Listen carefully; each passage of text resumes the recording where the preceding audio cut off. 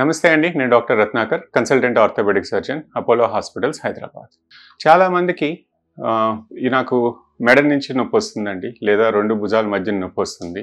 చాలా ఇబ్బంది పెడుతుంది, ఏ పనులు చేయనివ్వట్లేదు అని వస్తూ ఉంటారు.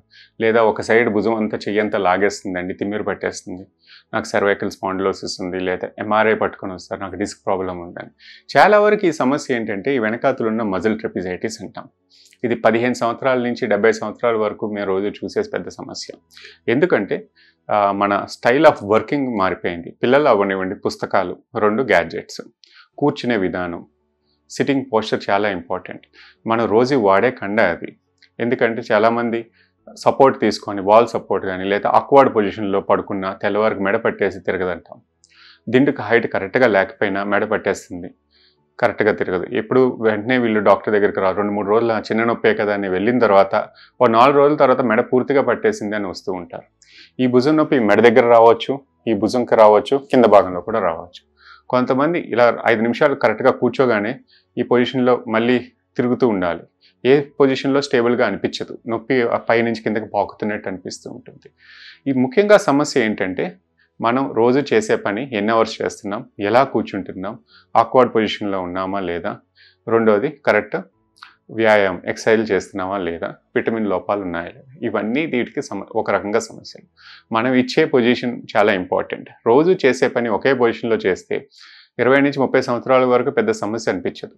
ఒక వయసు దాటిన తర్వాత మజిల్లో ఉన్న ఫెటిగ్నెస్ అంటే అది అలసిపోతూ ఉంటుంది. ఎక్కువ సమయం ఒక గంట కూర్చునేది ఒక అరగంటకు చాలామందికి నొప్పులు స్టార్ట్ అవుతాయి. ఎందుకంటే మజిల్ పవర్ తగ్గిపోతూ ఉంటుంది. వయసు పెరిగే కొద్దీ కండ బలం పెరగకపోతే అదే పని అది కెపాసిటీకి మించి తీసుకుంటుంది అన్నట్టు. అంటే మజిల్ ఈజ్ గివింగ్ అప్ అనుకోవాలి. ఆ ఫెటిగ్ లెవెల్స్ తొందరగా రావడం వల్ల నొప్పి స్టార్ట్ అవుతూ ఉంటుంది. దాన్ని వెంటనే గుర్తించి మనం కరెక్ట్గా కూర్చోవడమో, మన పనులు సరి చేసుకోవడమో, లేదంటే విటమిన్ లోపాలు ఉన్నాయా దీన్ని అడ్రస్ చేస్తూ ఉండాలి. ఎందుకంటే ఈ సమస్య సంవత్సరాలు బాధపడుతూ ఉంటారు, ఒక రోజులో పోయేది కాదు. చాలామంది భయపడి ఎంఆర్ఐలు చేయించుకొని నాకు సర్వైకల్ స్పాండిలోసిస్ ఉంది, డిస్క్ ఉంది అనుకుంటూ ఉంటారు. ఈ సింపుల్ మజిల్ స్ప్రెయిన్ చాలామందికి కూడా ఉంటుంది. అలాంటి డిస్క్ నెగ్లెక్ట్ చేయడానికి లేదు. డిస్క్ ప్రాబ్లం ఉన్నవాళ్ళు, స్పాండిలోసిస్ ఉన్న వాళ్ళు ఎక్కువగా చెయ్యి తిమ్మిరి వస్తూ ఉంటుంది, చెయ్యి పట్టు రాకపోవడం. మెడ దగ్గర నుంచి పై భాగంలో ఉన్నప్పుడు చాలామంది అశ్రద్ధ చేసేది ఈ నొప్పి. పడుకుంటే తగ్గిపోతుంది అలా అని రోజు రోజుకి 1 గంట ఉండేది 2 గంటలు పెరగటం, లేదా 3 గంటలు పెరగటం, అలాగా వర్క్ని హ్యాంపర్ చేస్తూనే ఉంటుంది.